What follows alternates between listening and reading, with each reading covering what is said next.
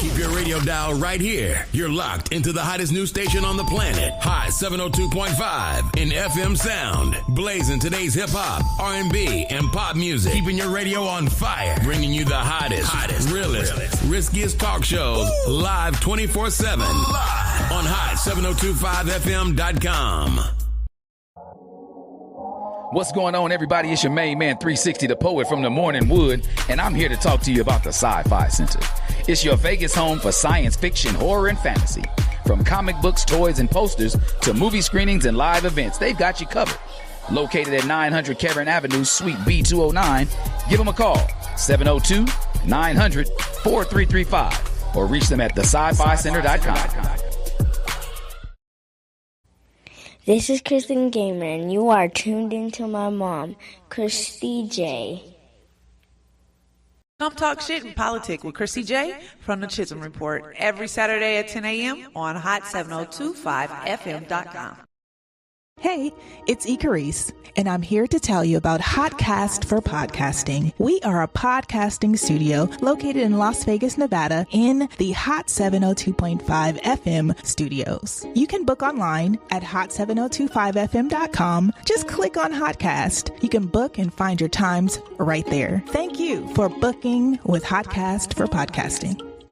This is Kid West. You're live with the Chisholm Report with Kristie J. Hot 702.5. Tune in now on hot7025fm.com. E-Class Consulting. It's owned and operated by Kristie, providing tools, training, and resources that are sure to make you and your business even more successful. We are staffed with a marketing, credit, tax, and a real estate consultant. E-Class Consulting also provides a temporary admin service called E-Class Admins. Want to book an appointment with E-Class Consulting? Call 702-518-3002 or email book@eclassconsulting.com. E-Class Consulting, navigating you to greatness.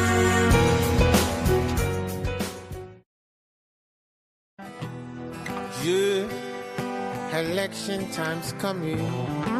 Who you gonna vote for? Yeah, if I was president, I'd get elected on Friday, assassinated on Saturday, buried on Sunday, they go back to work on Monday. If I was president, if I was president, if I was president, yeah.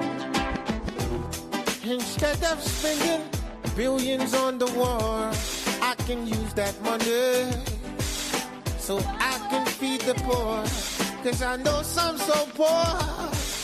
When it rains, that's when they shower, scream and fight the power. That's when the vulture devours. If I was president, I get elected on Friday, assassinated on Saturday, buried on Sunday, they go back to work on Monday. If I was president, if I was president, if I was president, yeah. I know some soldiers that sleep but they can't dream, wake up with screams, sounds of M16. So take this medal of honor for your bravery. I wish you the best, kid. You and your family. If I was president, I get elected on Friday, assassinated on Saturday, buried on Sunday, they go back to work on Monday. If I was president, if I was president, if I was president. But the radio won't play this. They call it rebel music. How can you refuse it? Children of Moses, tell the children the truth, the truth. It's not all that bling that's diamond.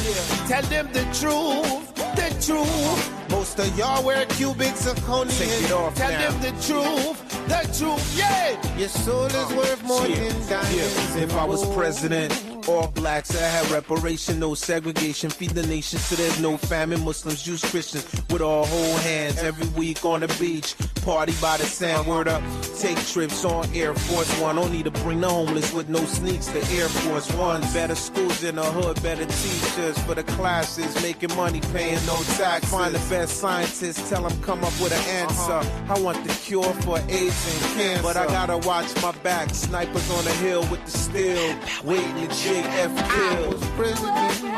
I get elected on Friday, assassinated on Saturday, buried on Sunday. They go back to work on Monday. If I was president, if I was president. I feel the rain coming. Let me play my guitar for them right now. Let's go. Refugees.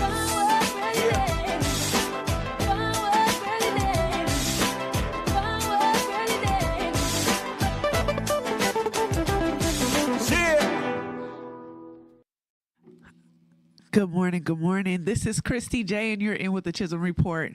I thank you for you guys coming in every Saturday at 10 a.m. to be able to sit and talk this shit with me in politics. So one thing that I want to start off doing is I want to say it's not just about Black history, but it's about Black future, okay? So one highlight of Black Future is here at Hot 702.5. This is the first Black woman-owned radio station here in Nevada. Online radio station at the top of its charts, okay? I just want to be able to thank this radio station for allowing me to be to have space to be able to express to my people what is needed. And we are unapologetic here. We are very risky. So thank you guys for coming in, and thank you Hot 702.5 for being Black Future. Okay, so we're gonna jump in. I have a political science degree from Southern University, Baton Rouge, Louisiana. I am born and raised here in Las Vegas, Nevada, very passionate about my people here. And when I say my people, I'm talking about people who have to go to the grocery store and figure out do I buy dishwashing liquid or do I get my medication? Do I get a gallon of milk or do I get toilet paper? Okay. When I say that, I mean by regular people who have to deal with life on an everyday basis, not the 1%, but the 99%. You are my people. Okay. So this month, of course, is Black History Month, and they tried to cancel it. Okay. But I got a couple of events that's going on, and I would love to be able to express to you how to get to them. So we have Unity on the trails. There's a Black History Month festival at Craig Ranch. Craig Ranch is at 628 West Craig Road in North Las Vegas, 89031. That is going to be on Saturday, February the 22nd, from 9 a.m. to 1:30 p.m. So I believe there is food vendors. They are walking out there for basically, let's go out there. Let's be more healthy as a people. You also have the Black History Month Festival at the Spring Reserve. That is at 333 South Valley View Boulevard. And that's in 89107. That's February the 15th. And that will be at 10 a.m. to 4 p.m. Okay. So those are two events that's going on. If you guys know more, go ahead and add that to the chat. You can always send that in, and we do promote. So if you're looking for advertising for an event that you have coming up, go ahead and give us a call. We would love to be able to promote you. All right. So how this show will go today is that we need to talk about a couple of things that's happening. Okay. One of the things that we're going to talk about is tariffs. We're going to talk about them reviving the death penalty. We're going to discuss the Project 2025, Chapter 11, which is them dismantling the education, the Department of Education. Trump trying to cancel Black History. Trump revoking Biden's security clearance. And we're going to talking about Ghana making room for Black Americans to be able to come over there. So if you have any questions or you want to be able to ask any, or you want to be able to say something, interact with us, okay? Write in the comments. Go ahead and share, like, comment, okay? And you can call in 702-551-5261. Let's go ahead and let's get into it, okay? So the first thing I want to talk to you guys about is what is tariffs, okay? So last week I did pull out what the tariffs were and how they are affecting us. I'm just going to go a little bit more into that because, of course, most of his executive orders are being held up, and we're going to talk about that too. But let's go ahead and go into the clip, and then we'll discuss after. Well, President Trump campaigned on lowering the cost of everyday items for Americans. In fact, many voters said their decision in the ballot box was fueled by rising prices. But experts say tariffs proposed by President Trump will actually raise costs. Donald Trump has announced that on day one as president, he will impose tariffs on imported goods from the nation's three largest trading partners, China, Mexico, and Canada. On Truth Social, Trump said he would impose a 25% tariff on Mexican and Canadian goods and add another 10% tariff on top of existing tariffs on items from China. Several Verify viewers asked if Trump's plans would actually raise costs for Americans, as some economists have warned. So let's verify. Our sources are the Council on Foreign Relations, the Tax Foundation, the American Action Forum, and the Center for American Progress Action Fund. Tariffs are taxes that the government imposes on imported goods. Here's how they work. Let's say an American store today buys T-shirts for $10 in Vietnam and sells them for $12 in the U.S. Under Trump's proposed tariff, the business would pay an additional $1 or $2 to import the shirts. While the importer could absorb the cost, economists say it's more likely the business will sell the shirt for up to $14, passing the cost on to the consumer. Estimates from conservative and progressive policy experts vary, but they all say Trump's tariff proposals are generally expected to cost a typical household between $1,700 and $6,000 annually, even if companies shift some manufacturing back to the U.S. So yes, Trump's proposed tariffs would likely raise costs for Americans. President Joe Biden faced similar criticisms earlier this year from fellow Democrats when he imposed increased tariffs on some Chinese goods, including solar panels and electric vehicles. With your Verify, I'm Simone D'Alba. All right, verified. Okay, so basically what I want to express is that the whole purpose of it is it's a tax that is imposed by the government. This used to be how the government used to fund itself, was through tariffs, okay? But it does it through imports and exports. How she explained, she talked about how, so Christian asked me, he was like, Mama, I want the electric bike, right?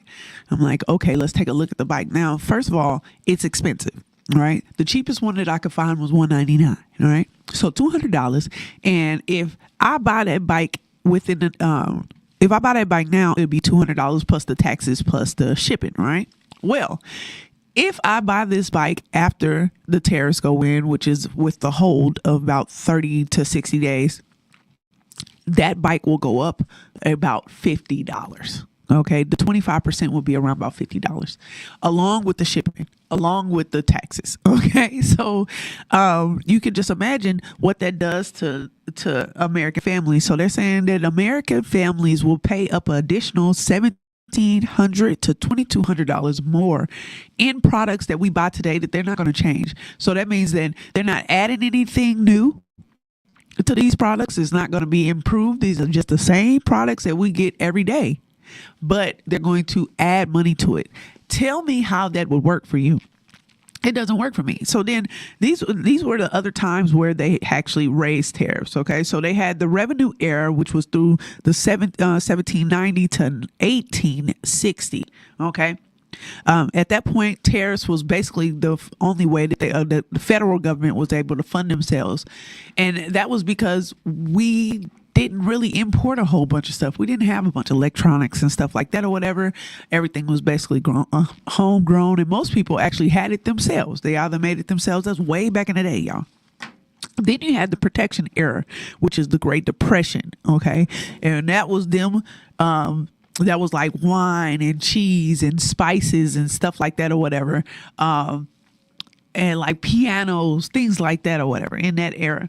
And then you had the free trade era that went all the way up to 2017, which you can tell, you can talk about how prices have gone up on us and how your regular check does not cover everything anymore because of all these additional raised tariffs. So I just want us to be mindful when we're saying, yeah, the tariffs are going to be good for us. Who is it going to be good for? Because at the end of the day, you tell me this, how long will it take for them to, if they say they're going, okay, if we put a tariff on them now, we can build those items. We can make those items. How long is it going to take them to make those facilities? How long is it going to take them to hire people, if they're going to hire people anyway? Because he already has a executive order for AI. That means that it's not going to be more jobs for Americans. It's going to be jobs given to the computer. How much of that price is going to go up for it being here? Because of course products here are more expensive. Hiring here is more expensive. That means that the product that you're producing is going to be more expensive. So these are the things that I want to know. And how long are you going to wait to get these items? Or are you just going to pay this higher tariff because that's what you have? And they have the option to do the same thing to us on the products that we have. So if there's things that you make here and people buy elsewhere, then you are going to have to raise your prices, and because you're going to get a higher amount told to you. So to me, it just does not help us. Okay, I am not for the tariffs. I am not for them putting more on the American people and causing more pain for us when they don't have these type of issues. Okay. So that's my nutshell in tariffs. Okay, I hope that this helps with explaining what that is and how it's going to affect you on an everyday basis. All right. I don't know if you guys were watching the news yesterday, but they were talking about how the Attorney General's memo got leaked. And this was about the reviving of the federal death penalty and the lift of the federal execution. I want to go ahead and go into this, and then we'll discuss after. A memo from the Attorney General was leaked. It was dated February 5th, 2025, from the Office of the Attorney General in Washington, D.C. Memorandum for all department employees from the Attorney General. Subject: reviving the federal death penalty and lifting the moratorium on federal executions. I'm not going to read all of this. I'm going to read just some excerpts. There's one really important, critical, and grave phrase. Since our nation's founding, the federal government and nearly every state has relied upon the death penalty as a just punishment for the most egregious crimes. It then goes on to talk about how at some point the United States lost their way and stopped using the death penalty. And bear with me because it's kind of blurry, so I'll try to read my clearest. These actions severely undermine the rule of law and grievously damage the public's trust in the justice system. For the victims of these horrific crimes and the loved ones left behind, these actions betrayed our sacred duty and broke our promise to achieve justice. That shameful era ends today. Going forward, the Department of Justice will once again act as the law demands, including by seeking death sentences as inappropriate cases and swiftly implementing those sentences in accordance with the law. Now, not only is the death penalty now applicable for, the most egregious of cases, the policy shall be applied to cases involving non-drug capital crimes by cartels, transnational criminal organizations, and aliens who traverse our borders and remain in the United States without legal status. This memo, dated February 5th, 2025, legalizes the death penalty for anyone illegally here in the United States and implements a death penalty to be swiftly enacted upon. Okay, so I know that was a little slow, but I wanted you guys to hear that because people are like, oh, he's not going to do that. And y'all are tripping. Well, okay. There is something called the California Genocide, which was in 1846 through 1873. Okay. This was actually a killing of around 10,000 to 16,000 non-Native Americans and Native Americans. Okay.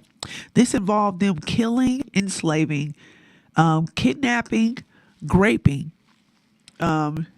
children separation, and forced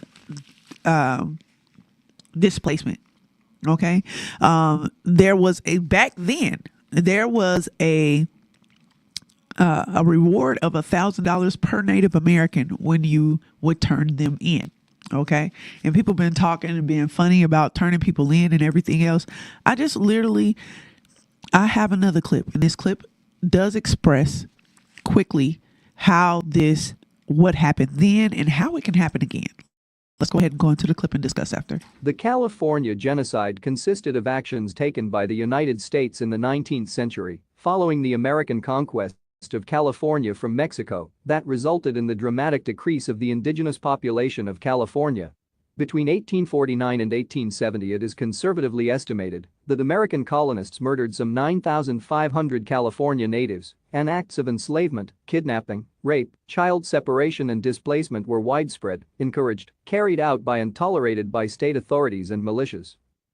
The 1925 book Handbook of the Indians of California estimated that the indigenous population of California decreased from perhaps as many as 150,000 in 1848 to 30,000 in 1870 and fell further to 16,000 in 1900. The decline was caused by disease, starvation and massacres. California Native Americans, particularly during the gold rush, were targeted in killings. 24,000 to 27,000 Native Americans were also taken as forced labor by settlers. The state of California used its institutions to favor white settlers' rights over indigenous rights and was responsible for dispossession of the natives. Okay, so I just want us to be mindful when we think about that. Think about people that's running around here that don't have any money and them telling them that, hey, you give me $1,000, $5,000, and I will round these people up. It's possible. Okay, so I don't want people to say he's not going to do that because he's promised all of the things that he's said he was going to do, he's doing. Okay, and that leads me to the next thing is the fact that he kept saying, oh, I don't have anything to do with Project 2025. I have nothing to do with that. I don't know what it is, but each one of his executive orders have been directly from there. Literally being able to, at this point, this is him trying to dismantle the education, Department of Education.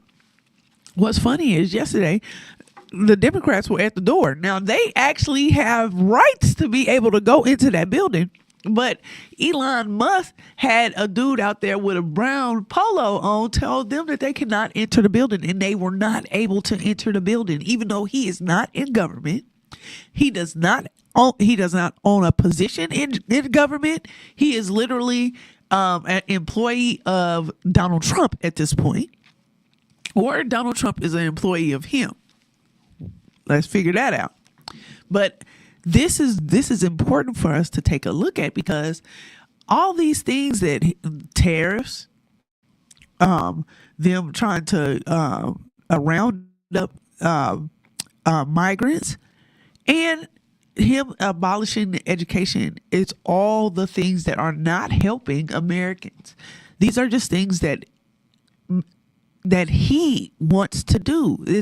None of this is actually there to help you. So I do have a clip about this. Let's go ahead and go into the clip and we'll discuss after. Trump also indicating today he intends to close the Federal Department of Education. The president says education policy would be put entirely in the hands of the states. Eyewitness News reporter Leticia Juarez tells you how California is responding.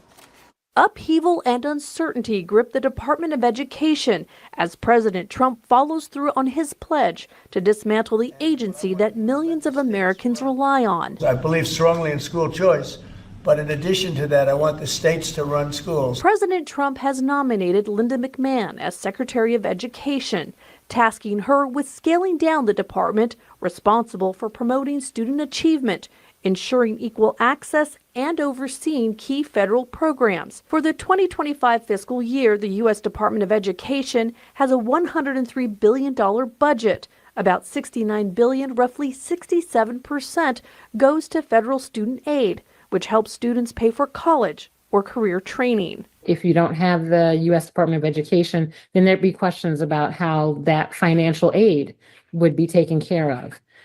Something like Head Start, that's a federal program as well. So that could have impact on, young kids. Dr. Joy Spencer, Dean of the School of Education at UC Riverside, says the department also plays a critical role in collecting and providing education data. I think it makes a huge difference for a nation to have a Department of Education where it's able to hire people who are committed, who have deep connections, who are education scientists, who can help us understand the most challenging issues related to education. Beyond funding and research, the department also enforces anti-discrimination policies in schools, something California Attorney General Rob Bonta has vowed to uphold if the federal government does not. The California Constitution, in addition, provides a separate, strong protection, making it clear that transgender and gender nonconforming individuals are a protected class who cannot be discriminated against. As President Trump moves to dismantle the Department of Education, questions remain about the future of federal student aid, school oversight, and civil rights protections. Okay, so as a single mother, these programs are very important to me. Okay, and first of all, my parents are gone. So at the end of the day, I didn't have any additional parents or anyone that could be able to fund education for me. So having student aid, my FAFSA was most definitely important. Head Start allowed me as a single mother to be able to enter back into the workforce and still have a child who can be taken care of and can start his learning early. Okay. Food for low-income students. I am not the richest person in the world, and they actually opened it up for all students to be able to eat free at school. That is important because some kids are scared to even say that they don't have any money. They don't want to tell anybody that they don't have anything to eat. So they sit there and they're hungry, and then their attitude changes. They can't focus on work. Those things happen. Okay. Then public school funding. That means that them trying to say it's your choice of where you want to send your kid, meaning that the funds will end up going just like here in Nevada, where they're in Las Vegas. They're trying to separate the Clark County School District for certain zones. What's going to happen is these rich zones are going to get the money, and then the poor zones are not going to get any books. They're going to send all the bad kids to those schools. The teachers are not going to want to go to those schools because the kids don't listen, they don't learn, and the test scores are not high, so they don't get their pensions, they don't get those additional incentives.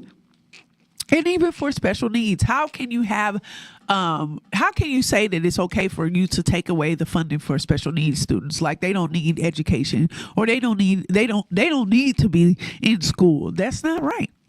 And this does not help with being able to try to encourage more teachers to come into this industry or to come into this area to be able to help us. It doesn't help in the low income areas. Then you have more gang violence. You have more issues in these schools. So you have less. You have higher absences and higher incidents where the police need to be called. Things like that. is stopping these programs where the kids, you cannot say that going to math, English, science, and history, okay, and then that kid not getting a break to be able to go to art class or go to photography or to homemakers class or driver's ed. These additional classes are the things that make it fun in between these core classes that makes them excited to actually be at school. This is important for us to pay attention to because our kids are the future. And if they are trying to take away their education, that means that they're not going to have what it needs to be able to fight economically or even have an intelligent battle with anybody else in this world. Okay, if they don't have their actual needs and skills taken care of. So it's important for us to pay attention to him trying to demolish the Department of Education also. Okay. I just want to say that Trump did try to cancel Black History Month and then try to give it back to you. The same thing he tried to do with TikTok to make it seem like he's doing something for you. And he's not. Okay. He just wants to make stuff about him. And I don't appreciate it. I don't appreciate him thinking that we're dumb enough to think that, oh, well, he took away Black history, but he gave it back to us. And now we should be praising him for that. We're not dumb. Like Kendrick Lamar say, they're not dumb. Okay. So that irritates me because he wants us to praise him, and everything he's doing, he's just doing it because it's benefiting him. It's not benefiting anybody else. Also wanted to talk about only reason why he wants to revoke Biden's, security clearance is because he did that to him. Where you was on trial to be a felon, bro. That's why he removed it from you. Okay, you're just removing it from him, talking about he just might say something. No, you might say something. I don't understand why you got clearance today. Call in, Trump. Call in Don T. Okay, that's his ghetto name is Don T. That's all I'm going to call him from now on. His name is Don T. Call in Don T, 702-551-5261. I would love to talk to you and why you keep doing all this additional drama. All right. Why is it about drama instead of it being about the people? Why is it about you being able to benefit and not the actual people who you're supposed to be serving? All right. You're supposed to be a servant of the people, and you're not. Now, I want to talk about, y'all, in the middle of the night, I watch videos about the Bible, okay, in AI on YouTube, okay, and it talked last night. It was Revelations, all right, and when it talks about Revelations, it talks about the 7-headed. Is it 7 heads? And then they have a crown on them, or 10 heads, and they have a crown of 7, and then there's one that has a small horn on it. And first of all, it freaks me out. It's way scarier than any scary movie you ever watched. Okay, but it's coming. It's coming to fruition. It's coming coming alive in our time. The U.S. Trump, okay, has decided that he believes that that America should take over Gaza and be able to make Gaza into like this Riviera, like a resort type thing. And he's basically saying that the Palestinians cannot go back. Like, you don't want to go back. We're going to make it real nice there, but you got to go somewhere else. We don't really want you to be back there. That's crazy. I do have a clip about this. Let's go ahead and go into the clip and we'll discuss after. Is in an uproar today over President Trump's audacious plan to take over the devastated Gaza Strip and turn it into a world-class tourist destination. I don't want to be cute. I don't want to be a wise guy, but the Riviera of the Middle East. His proposal, outlined like a real estate development deal in a territory ravaged by war, was met with astonishment. One headline called it a bonkers plan. It's preposterous. All of us were watching this and sort of, wow, did he just, can you rewind that? Did President Trump just say what we think he just said? Trump wants to relocate 2 million Palestinians and build a vacation paradise to rival the French Riviera. The universal reaction was shock and horror. People don't believe this is feasible. They're not sure if Trump is serious. Oh, he's serious. Today, as the neighboring Arab countries in the region outright rejected Trump's plan, he says he'll impose tariffs on them if they don't play ball. This is an out-of-the-box idea. That's who President Trump is. That's why the American people elected him. And his goal is lasting peace in the Middle East for all people in the region. Israel's Prime Minister Netanyahu praised Trump's plan as bold, original thinking. He has a different idea, and I think it's worth paying attention to this. And there was this memorable moment as Trump expressed puzzlement when a reporter from Afghanistan asked him a question. Do you have any plan to change Afghanistan situation? It's a beautiful voice and a beautiful accent. The only problem is I can't understand the word you're saying. Here she is today, freelancer Nazira Karimi. I cried a little bit, but I'm so happy that still President Trump's other compliment. So yeah, that is terrible. Okay, that he wants to make money off the fact of these people have been basically, it's been a genocide. They've been had an occupation on them for so long. Israel has bombed these people. Okay, and he said we're going to clear this out and make it into a resort area. Is horrible. It is insensitive, and it's just horrible, y'all. Like I can't even imagine sitting there and hearing him. Like if I'm a person that is a Palestinian and I'm sitting there in rubble, okay, I'm sitting here in tents and stuff because we have nothing, and he's saying y'all need to figure out where y'all gonna go because I'm about to build a whole new area here, and y'all can't come back even though this land belongs to you. So this is the stuff that we're dealing with, and I can't understand why at the end of the day somebody would want to put this man in power. I don't understand who would want this man to be in charge of stuff when he has no idea what you go through. White, poor America. Tell me what you have in common with Donald Trump. I mean, just tell me. Other than the fact that it ain't your skin color, because he looked like he been like dipped in doo-doo. Okay, so it's not that. What is it where you think that he actually would have you in his best interest when the first thing he did was cut off the things that actually benefit white women? All of those things. I've already expressed that I believe that this Project 2025 was an answer to the Me Too movement. This is white men telling white women, you can't. I still rule upon you, and you're gonna do what I say, okay? Because the Me Too movement removed certain men out of their high stature and positions and emplaced women, okay, white women at that, who was the most. That's who benefited from DEI the most. So him doing that and then you voting with them is completely is mind-boggling to me.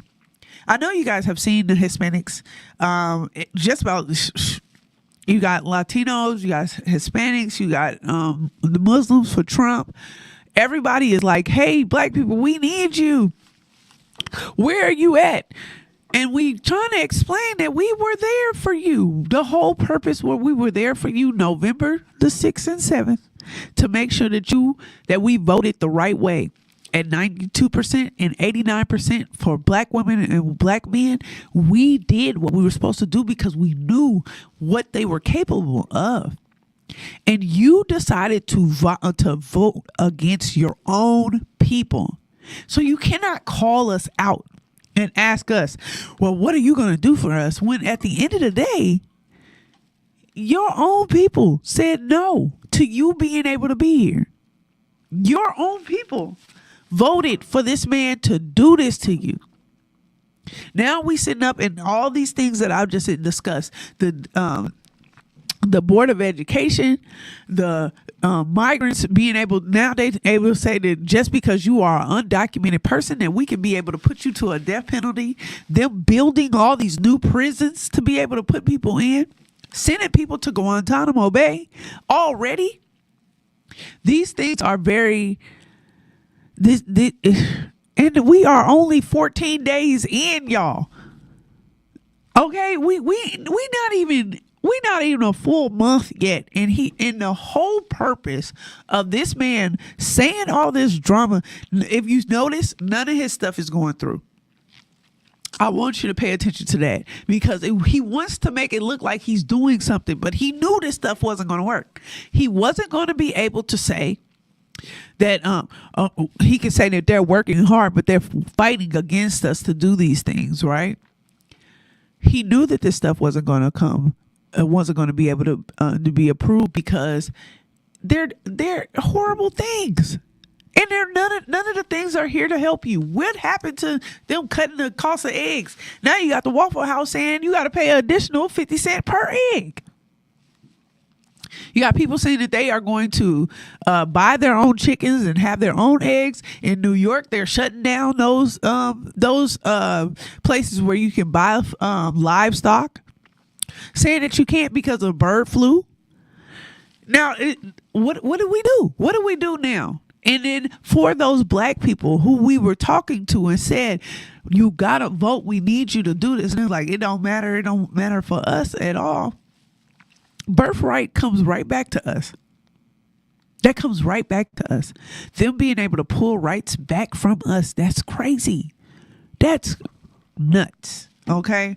So if you have any suggestions, I would love to hear them. If you have any resources that people could be able to use, I would love to hear them. You have students that are walking out of school protesting against these orders. You have children not coming to school because their parents and them are scared that they will be picked up by ICE. You have it's just so much stuff, y'all, and I cannot voice it enough that we have to be prepared going into this primary in 2 years. We got 2 years to figure out a plan. What's the plan? What the WTF are we going to do? Tell me.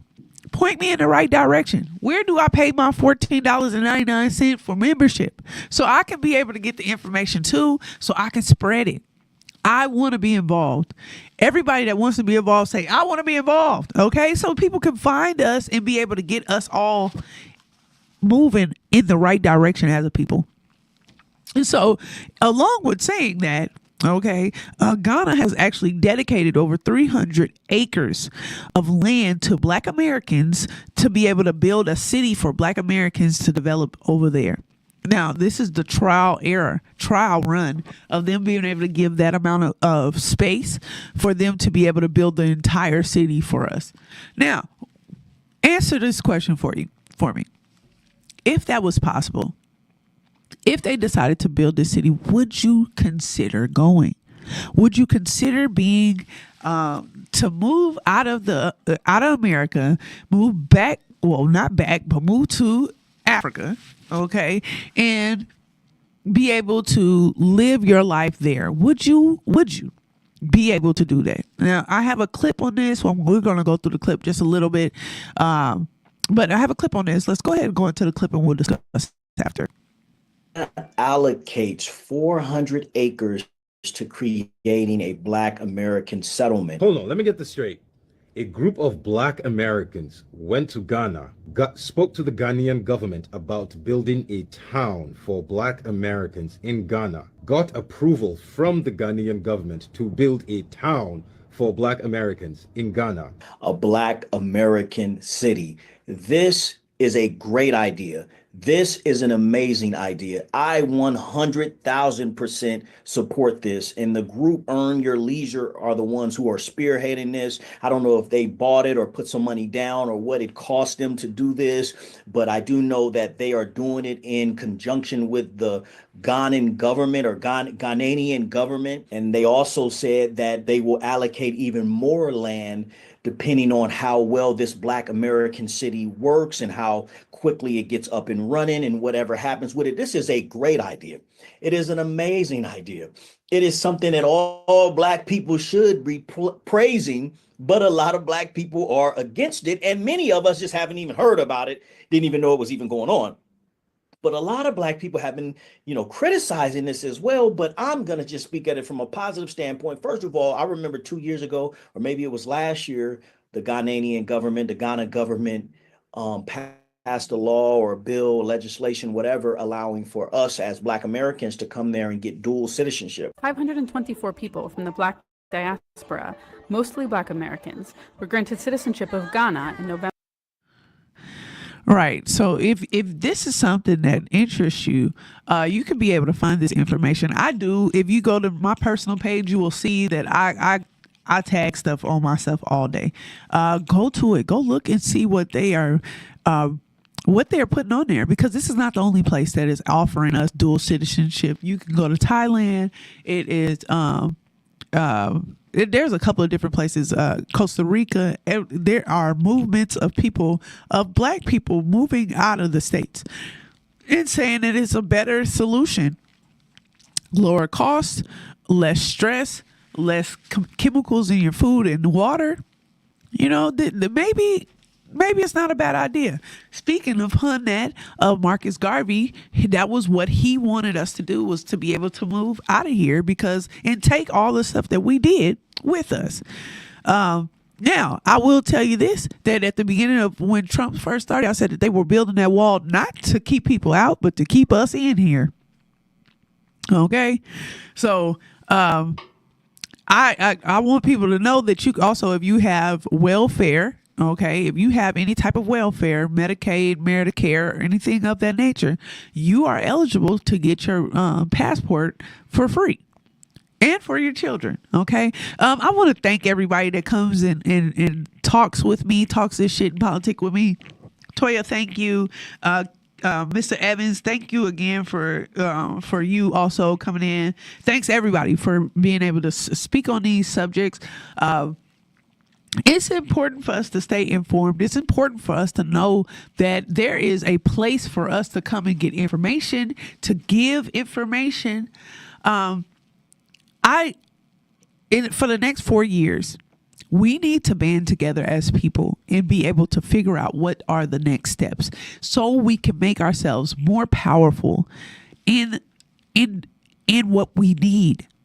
And that is developing a plan and then executing, not leaving off of other things that we have going. Like all these, please don't let up on the fact of Target, and Walmart, McDonald's, these different companies, TJ Maxx, who have decided that they don't want anything to do with us. Okay, the fact that their dollars are not working, the fact that Target, their stock is gone down, and those stock holders are upset and suing Target for taking out the DEI because it took the dollar down. It took it